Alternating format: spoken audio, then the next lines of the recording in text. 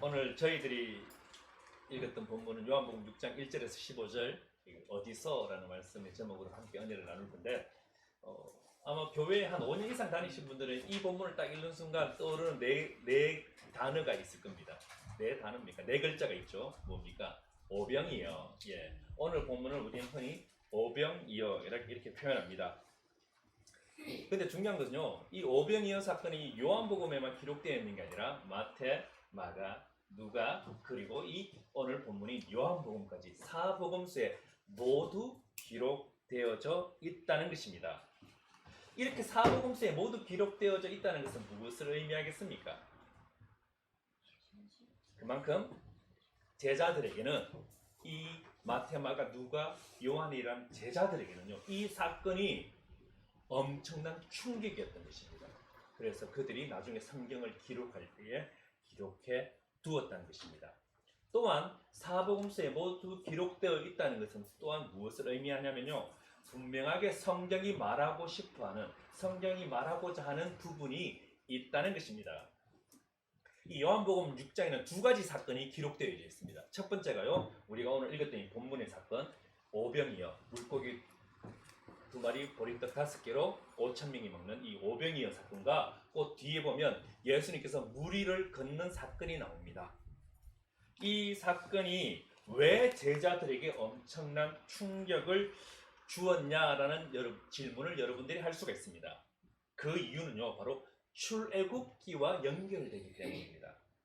이스라엘 사람들이라면 누구나 알고 있는 출애굽 사건이 있습니다. 모세를 통해서 홍해가 갈라지고 광야 40년 동안 만나가 내려진 일들이 있었습니다. 그런데 이 제자들에게 오병이어와 예수님께서 물 위를 걷는 사건은요, 자기들이 말로만 들었던, 교육만 받았던 그 일이 내 눈앞에서, 내가 보는 앞에서 직접 일어난 일이기 때문인 겁니다.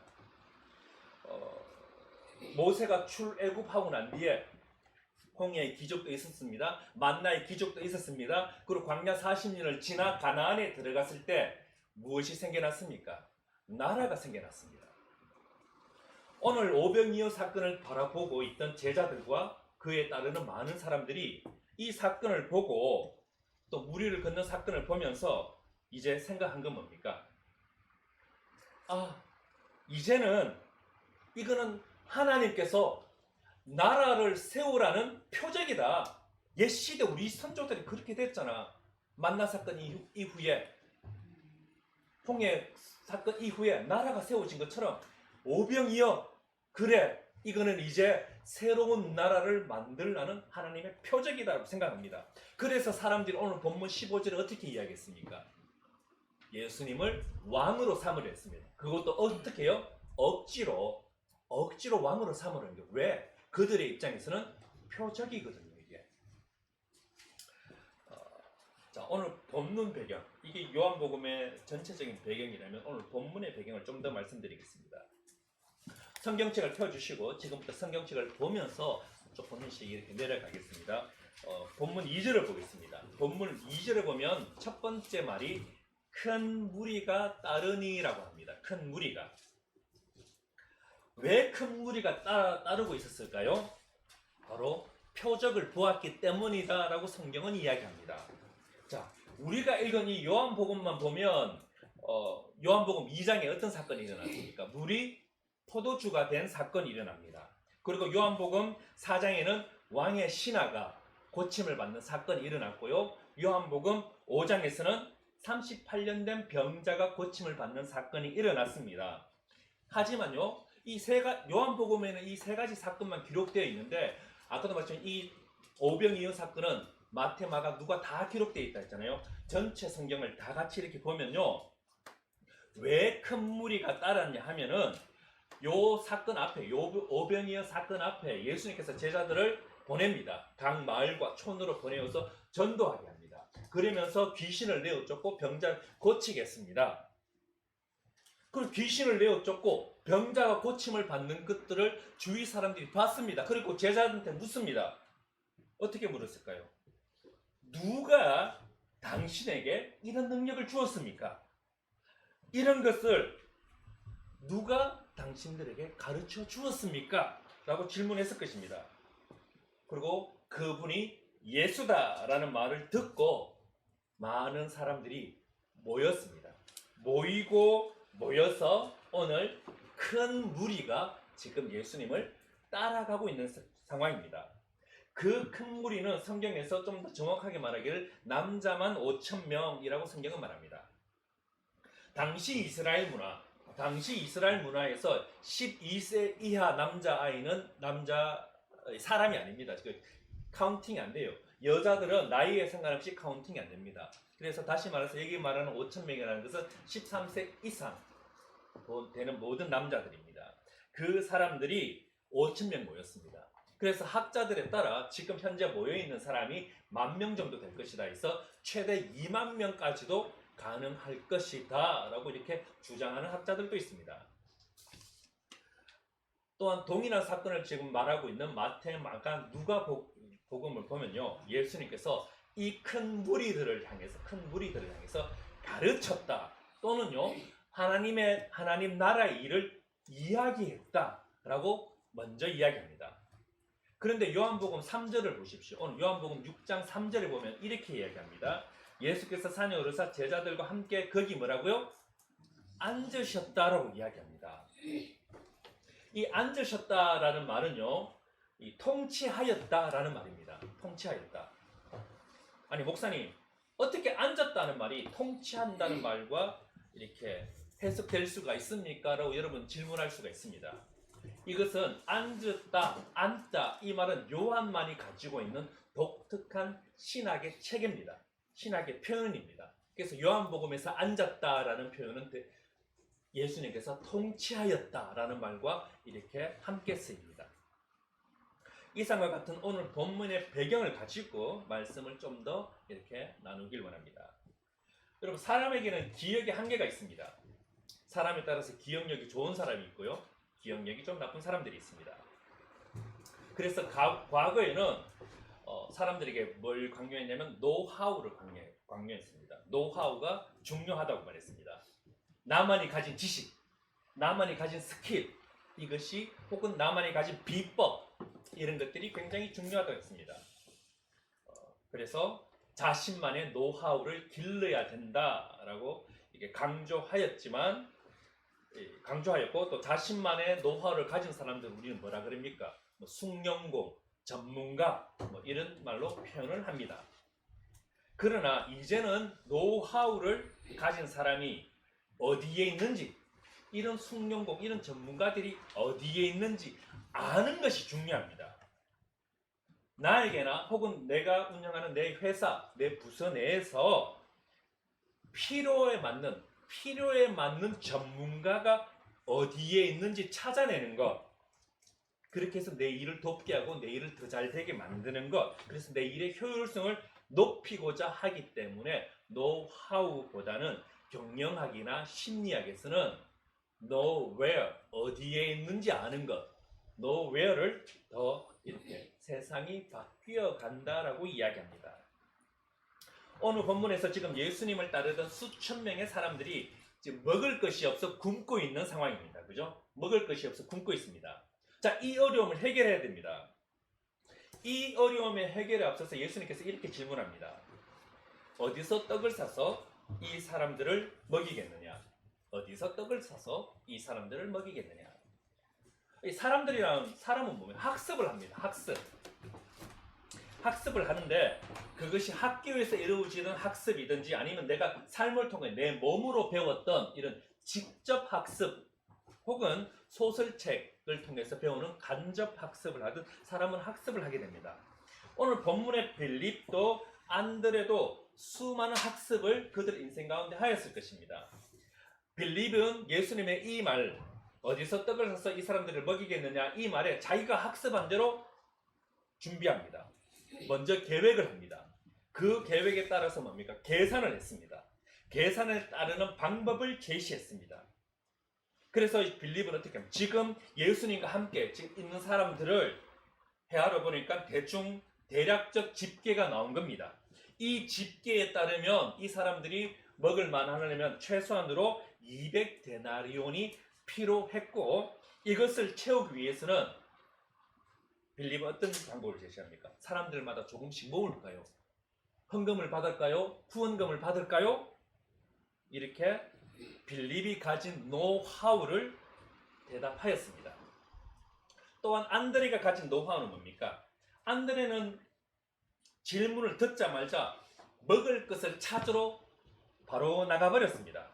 그나마 돈이 좀 있어 보이는 남자들은 찾아갔을 겁니다. 혹은 보따리를 가지고 있는 여성들 혹은 어린아이들도 찾아다니면서 뭐라도 있습니까? 라고 뛰어다녔을 것입니다. 자, 남자만 5,000명, 학자들에 따라 10,000명에서 20,000명까지라고 우리가 생각해 봅시다. 이 가운데서 안드레가 먹을 것을 찾아다니려면 어떻게 했을까요? 상상해 보십시오. 열심히 뛰어다녀야 됩니다. 뛰면서 고함 질러야 됩니다. 먹을 거 있는 사람, 돈 있으신 분 좀 도와주십시오. 이걸 5,000명, 남자면 5,000명, 10,000명에서 20,000명이면요 계속 뛰어다녀야 됩니다. 계속 고함 치면서. 아마 답을 찾기 위해서 노력했을 것입니다. 그럼 12명의 제자들 중에 이 2명만 이 문제를 해결하기 위해 노력하진 않았을 것입니다. 12명의 제자 모두가 지금 열심히 뛰어다니고 있었을 것입니다. 모든 제자들이 이 문제를 어디서 이 사람들에게 떡을 먹이겠느냐, 이 문제에 해결하기 위해 나름대로 노하우를 가지고 답을 찾기 위해 노력했을 것입니다. 그런데 여러분, 예수님의 질문을 우리는 다시 보아야 됩니다. 5절 말씀을 여러분들이 다시 한번 읽어주십시오. 다 같이 읽겠습니다. 본문 5절. 자, 시작. 예수께서 눈을 들어 큰 무리가 자기에게 오는 것을 보시고 빌립에게 이르시되 우리가 어디서 떡을 사서 이 사람들을 먹이겠느냐 하시니. 자, 예수님의 질문이 무엇입니까?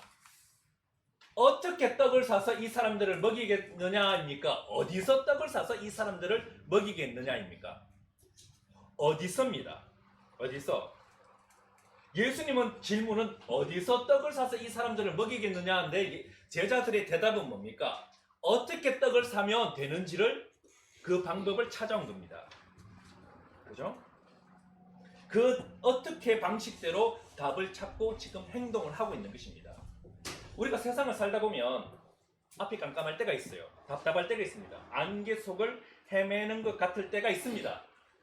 중요한 건 누구나 다 그렇다는 것입니다. 누구나 다. 이럴 때 어떻게 문제를 해결하십니까?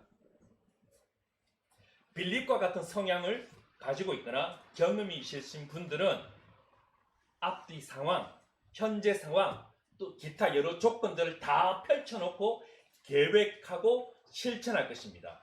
이 계획 속에는요, 일이 뜻대로 안 될 때를 위해서 다른 안, 제1안, 2안, 교회를 치면요, 우천시, 비가 왔을 때 야외 행사를 어떻게 할 것인가, 그런 것들을 만들어냅니다. 준비해 두었을 것입니다. 혹은 리스크를 줄이는 방법 등을 생각해 두고 아마 그 리스크를 줄이는 방법도 어느 정도 준비해 두었을 것입니다. 근데 안드레 같은 성향을 가지신 분들은 어떡합니까? 이런 경험이 있으신 분들은 아직 일어나지도 않은 그 불확실한 미래에 대해서 고민하지 않습니다. 미래를 걱정하기보다는 뭡니까? 현재의 문제에 더 초점을 두고 현재의 문제를 해결하려고 합니다. 일어나지도 않은 미래의 일을 왜 지금부터 걱정하냐? 그건 그때 가서 해결하면 되고 지금은 이 문제다. 여기에 집중합니다.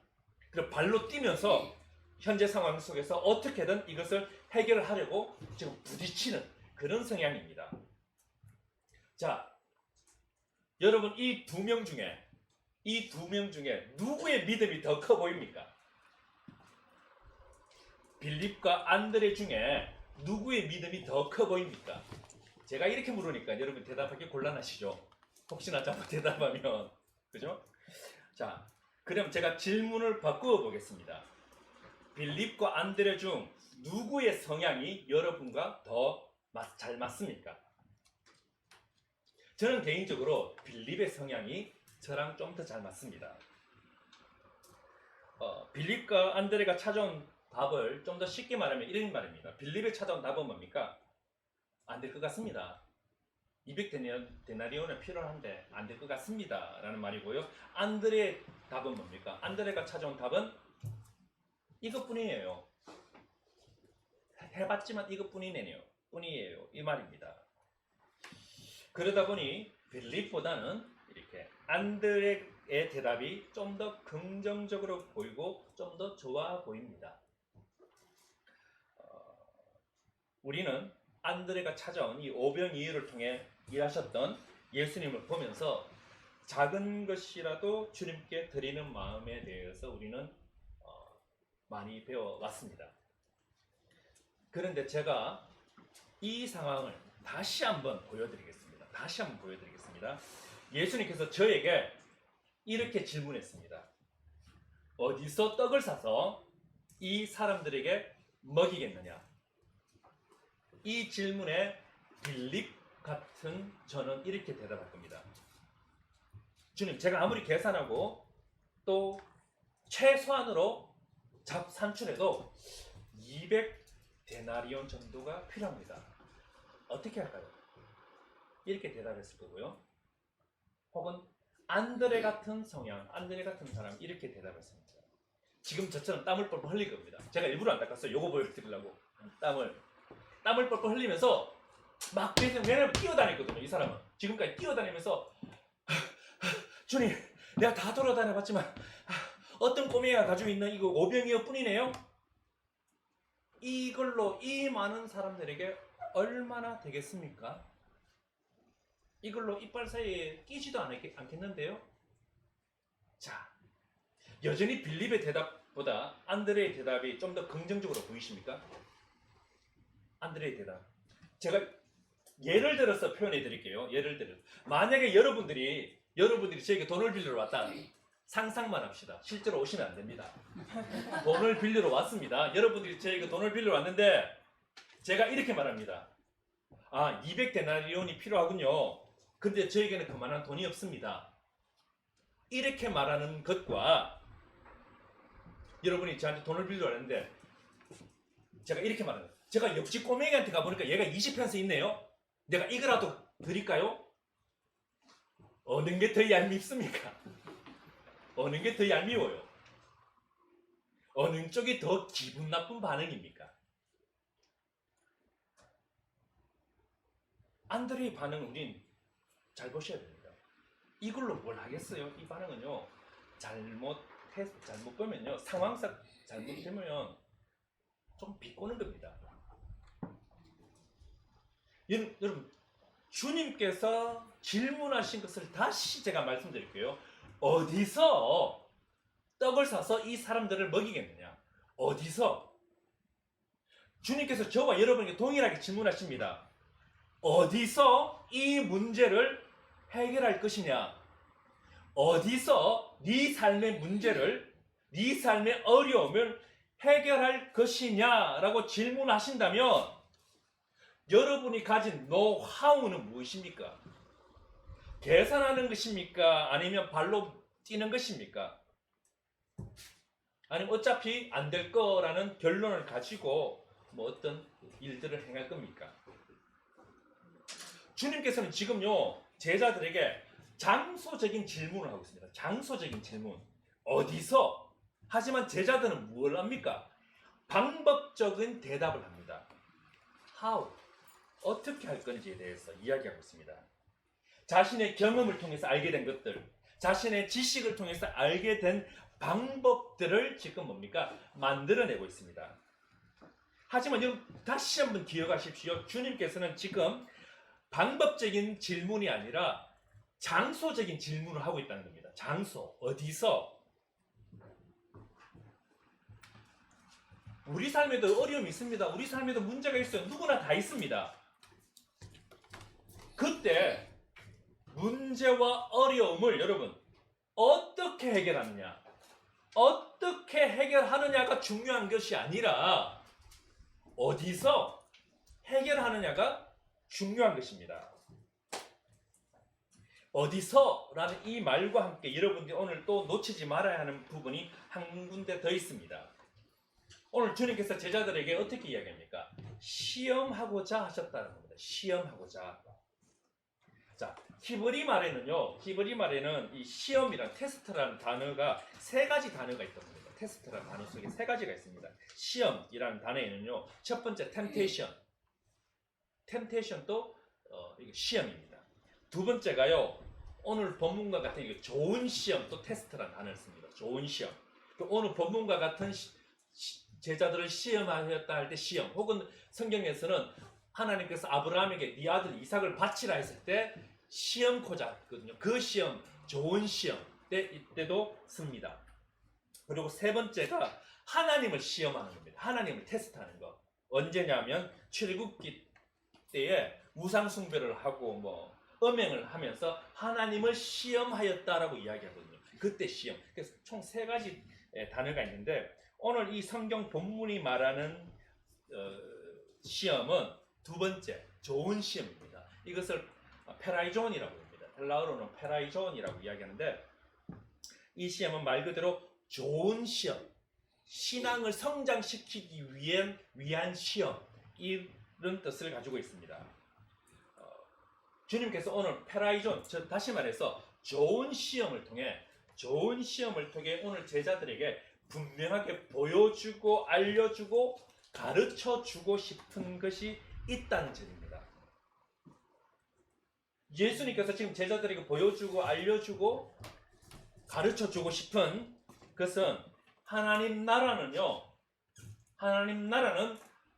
know how가 중요한 것이 아니라 know where가 중요하다는 것입니다. know from where, 어디서부터 know where가 중요합니다. 그래서 주님께서 이것이 너무나 중요하기 때문에 오늘 3절에서 예수님께서 앉으신 겁니다. 통치하신 겁니다. 요한이 그걸 이렇게 표현한 것입니다. 앉으셔서 내가 가르쳐줄게, 내가 보여줄게, 내가 통치하는 나라는 know how가 아니라 뭐라고요? know where야 라는 겁니다. 예수님은요, 지금 문제를 어떻게 해결하느냐가 아니라 어디서 해결하는지를 보여주고 알려주고 지금 가르쳐 주려 했던 것입니다. 오병이어가 아닙니다. 어디서입니다. 출애굽 때에 만나 사건 때에 이스라엘 사람 그 누구도 하나님께 드리지 않았습니다. 그럼에도 그들은 광야 40년 동안 만나를 먹었습니다. 만나 사건에서 어떻게가 중요하였다면 성경이 분명히 말해야 했을 것입니다. 누가 무엇을 어떻게 드렸는지를 중요하다고 성경이 분명히 말했을 것입니다. 그런데 성경은 전혀 말하지 않고 있다는 것입니다. 주님의 은혜로, 오로지 주님의 은혜로 뭡니까? 만나를 값없이 먹었던 것입니다. 자, 오늘 본문에서 우리는 오병이어가 아닙니다. 예수님께서 능력이 없어서 지금 오병이어가 필요한 건 아닙니다. 이거 분명하셔야 됩니다. 예수님께서 능력이 없어서 우리의 오병이어가 필요한 게 아니에요. 우리가 분명히 알아야 될 것은, 오늘 우리가 분명히 알아야 될 것은 오병이어가 있든 없든 예수님을 따라다니던 무리들에게는 필요한 음식이 제공되었을 것이라는 겁니다. 오병이어가 있었고 이것을 드렸기 때문에 문제가 해결된 게 아니라는 겁니다. 이 부분은 성경이 분명히 말하고 있습니다. 우리 다 같이 마태복음 14장 14절을 보도록 하겠습니다. 주부를 참조해 주십시오. 마태복음 14장 14절. 마태복음에 기록되어 있는 오병이어 사건입니다. 같이 읽을게요. 자, 시작. 어떤 사람은 이 날을 죄송합니다. 이거 잘못 나갔습니다. 이게 왜? 자, 이건 지난주에 로마서죠, 그죠? 제가 마태복음 14장 14절 읽어드릴게요. 예수께서 나오사 큰 무리를 보시고 불쌍히 여기사 그 중에 있는 병자를 고쳐 주시니라. 또 마가복음 6장 34절도 읽어보겠습니다. 다 같이 주보를 참조해 주십시오. 다 같이 읽겠습니다. 시작. 예수께서 나오사 큰 무리를 보시고 그 목자 없는 양 같음을 인하여 불쌍히 여기사 이에 여러 가지로 가르치시더라. 누가복음 9장 11절도 읽어볼게요. 자, 시작. 무리가 알고 따라왔거늘 예수께서 그들을 영접하사 하나님 나라의 이야기하시며 병 고칠 자들은 고치시더라. 자, 무리가 배불리 먹을 수 있었던 이유는 무엇입니까? 예수님께서 그들을 영접하였기 때문이라고 성경이 이야기합니다. 무리가 배불리 먹을 수 있었던 이유는 무엇입니까? 예수님께서 그들을 불쌍히 여겼기 때문이다라고 성경이 말하고 있습니다. 오병이어는 이 속에 없어요. 여기서 인간의 공로라고 말할 수 있는 오병이어가 무리가 배불리 먹을 수 있는 근거가 되지 못합니다. 우리는 이것을 뭐라 그럽니까? 은혜, 값없는 은혜라고 이렇게 말합니다. 제자들은 어디서 은혜가 왔고 어디서 하나님의 능력이 나타나는지 이제는 알았어야 했습니다. 요한복음 6장에서는 우리가 읽지 않았지만 요한복음 6장에서는 하늘에서라고 이야기합니다. 즉 하나님으로부터 왔다고 말합니다. 뿐만 아니라 우리가 이미 말씀을 나누었던 요한복음 2장에 물이 포도주 된 사건에서 요한복음 2장 9절 이렇게 이야기합니다. 제가 읽어드릴게요. 연회장은 물로 된 포도주를 맛보고 어디서 났는지 알지 못하되 물도온 하인들은 알더라. 이걸 보고요 제자들은 어디서 되었는지 알았어야 했다는 거예요. 요한복음 3장에 니고데모 이야기가 나옵니다. 거듭남은 뭡니까? 위로부터 처음부터입니다. 그런데 예수님께서 이렇게 이야기합니다. 요한복음 3장 8절에 바람이 임으로 불매 네가 그 소리를 들어도 어디서 와서 어디로 가는지 알지 못한다. 니고데모의 대화 속에서 함께했던 제자들은요 이제 어디서 오는지 알았어야 했어요. 요한복음 4장에는 사마리아 성의 수가성 여인이 나옵니다. 그 여인과 대화 가운데 요한복음 4장 11절에 주여 물기를 그를 도 없고 이 우물은 깊은데 어디서 당신이 그 생수를 얻겠습니까? 라고 말할 때 이 여인과 대화할 때 제자들은요 이제는 어디서 오는지 알았어야 했는 거예요. 이제는 우리도 알아야 됩니다. 이제는 우리도 알아야 돼요. 어디서 문제를 해결하실 것입니까? 어떻게 해결할까가 아니라니까요. 여러분의 노하우가 아니라 어디서 문제를 해결하실 것입니까?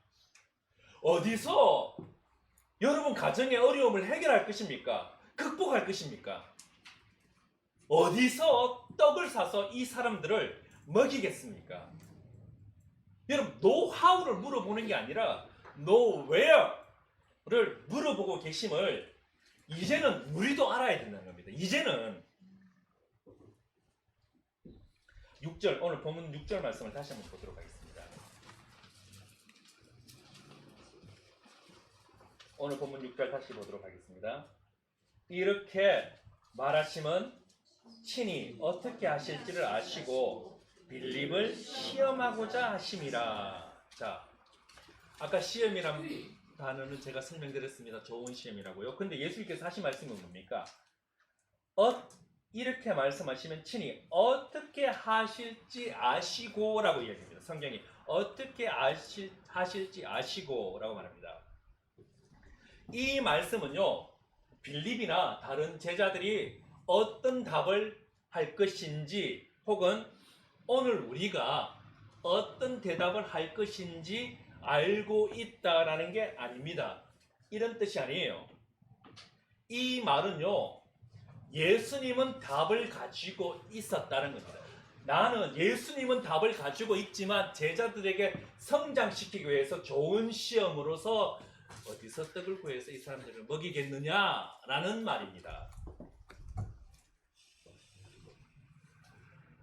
예수님은 답을 알고 계십니다. 우리 신명기 8장 3절 말씀을 함께 보도록 하겠습니다. 신명기 8장 3절 제가 읽어드리도록 하겠습니다. 신명기 8장 3절은 이렇게 이야기합니다. 너를 낮추시며 너를 줄이게 하시며 또 너도 알지 못하며 내 조상들도 알지 못하던 만나를 내게 먹이신 것은 사람이 떡으로만 사는 것이 아니요 여호와의 입에서 나오는 모든 말씀으로 사는 줄을 네가 알게 하려 하심이니라. 너를 낮추신다라는 것은요, 우리에게도 문제가 생길 수 있다, 나에게도 문제가 어려움이 있을 수 있다라는 것입니다. 우리 인생에서 광야 40년 동안 이스라엘 사람들에게 분명히 어려움이 있었고요. 우리 인생도 똑같이 어려움이 있습니다. 늘 문제가 있었지만 하나님께서 그때마다 뭡니까? 광야 40년 동안 그 문제를 해결하셨습니다. 그래서 해답은 하나님인 것입니다. 그래서 해답은 말씀인 겁니다. 말씀을 맺겠습니다. 오늘 본문은 예수님께서 제자들과 함께 앉으시고 통치하시면서 우리가 어디서 떡을 사서 이 사람들을 먹이겠느냐라는 질문으로 시험하시며 중요한 것을 알려주고자 하셨습니다. 오늘 이 자리에서 예수님께서는 우리와 지금 함께 앉아 계시며 이 너의 문제를, 당신의 문제를 어디서 해결하겠느냐, 너의 어려움을 어디서 해결하겠느냐라고 질문하고 계신다는 겁니다. 본문에서 어디서라는 질문에 빌립과 안드레는 어떻게로 답을 찾으려 했습니다. 어떻게 하면 이 문제를 해결할까? 라며 머리를 사매었습니다. 우리 삶 가운데 어떻게 해결해야 하는지 중요하지만 주님께서 구약에서부터 오늘 이 성경 본문에 이르기까지, 오늘 지금 이 시간까지 우리에게 알려주시고 가르쳐주시고 보여주고 싶은 것은요, 어디서 만나가 왔는지, 어디서부터 오병이어가 시작되었는지, 어디서부터 우리의 문제의 해결점이 있는지 말씀하신다는 겁니다. 그래서 사람이 떡으로만 사는 것이 아니다, 말씀으로 살아간다라고 구약부터 이야기한 겁니다. 그래서 요한은 어떻게 이야기합니까? 말씀이 육신이 되어 우리 가운데 왔다라고 이야기했죠. 요한복음 1장에. 그러면 사실은 말씀이 뭡니까? 이 말씀이 예수 그리스도다라고 이야기했고요. 이 그리스도가 요한복음 6장에 오니까 생명의 떡이다 그러고 있고요. 그리고 예수님께서 하신 말씀이 뭡니까? 이 떡을 먹으라라고 하셨다는 것입니다. 우리가 살다가 어떻게 하면 이라는 생각에 앞서서 어디서라는 생각을 먼저 앞세우시기 바랍니다. 어디서 이 어려움을, 어디서 이 문제를 풀어내시는 분이 계시는가를 여러분 고백하셔야 됩니다. 일하지 않아도 주어졌던 그 만나처럼 아무런 값없이 주어졌던 빵과 물고기, 오병이어는 여전히 우리 삶에 하늘로부터 주어집니다. 그 이유가 뭡니까? 여러분이 드리는 작은 오병이어가 기적의 표적의 조건이 아닙니다. 나를 보시고 불쌍히 여기시는 그 하나님의 은혜입니다. 나를 영접하시는 그 은혜 때문에 내가 오늘 뭡니까? 원하는 대로 배불리 먹고 또 남게 해 주시는 거라는 겁니다. 우리가 다 같이 성경 말씀을 읽으면서 하나님께 나의 신앙을 고백할 수 있길 바랍니다. 시편 121편 1절과 2절입니다. 다 같이 화면을 봐주시기 바랍니다. 시편 121편 1절과 2절 말씀입니다. 본인의 마음을, 신앙을 고백할 수 있길 바랍니다. 다 같이 조금 천천히 나의 신앙을, 나의 믿음을 담아서 고백하겠습니다. 자, 시작. 내가 산을 향하여 눈을 들리라. 나의 도움이 어디서 올까? 나의 도움은 천지를 지으신 여호와에게서로다. 아멘. 잠시 기도드리겠습니다.